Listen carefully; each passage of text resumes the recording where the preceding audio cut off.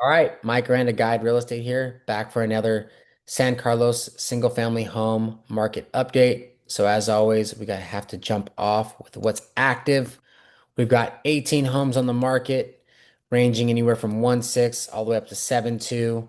The newest home to the market being 2250 Carmelita, and the longest days on market right now, 274 at 222 Oakley. Without knowing your specific scenario, don't want to waste too much time on what's active, um, but let's look at what's pending to see what has gone into contract recently.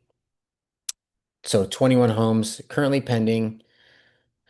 And the first thing that caught my attention was some of these homes that have been on the market for longer, 104, 122, 112, 53, 49, recently going into contract. So I would say if you're a seller that has a home with higher days on market, don't lose faith. There's buyers out there. It only takes one. But again, even on the pending, I don't want to spend too much time speculating because without knowing what these close for, they're not the most useful data points.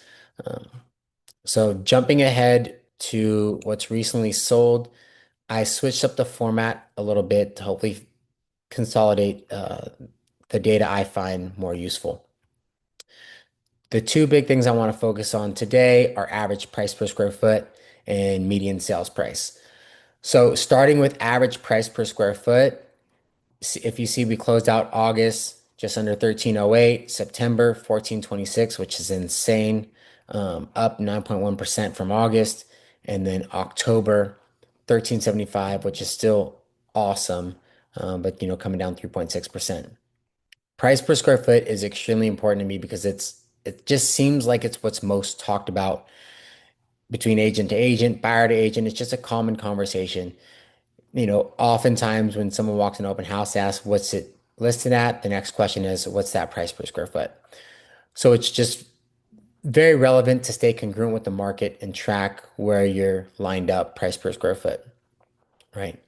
So that's a great data point that whether you're looking to make an offer, put your home on the market, I'd say keep a good eye on average price per square foot.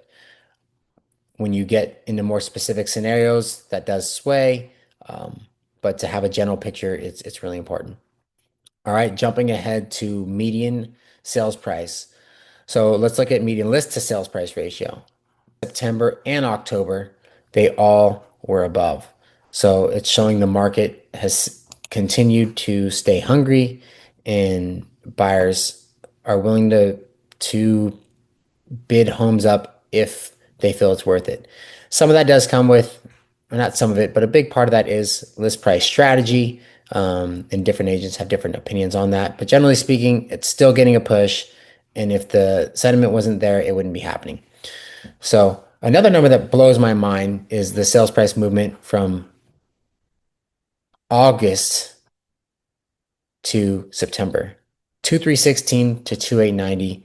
Huge jump, 25%.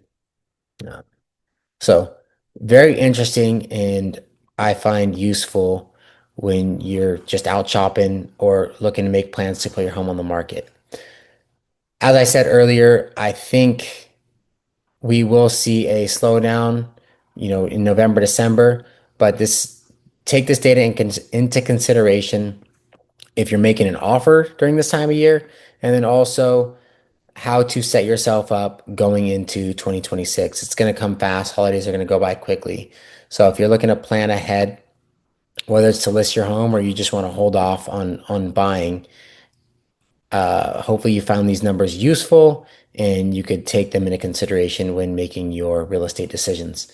If you would like to see any other data on this sheet or me to touch on anything else, shoot me a text, shoot me an email, whatever. Just reach out, let me know, and I'll be sure to add it. I'm just trying to start off with what I feel is most beneficial. All right. Till next time.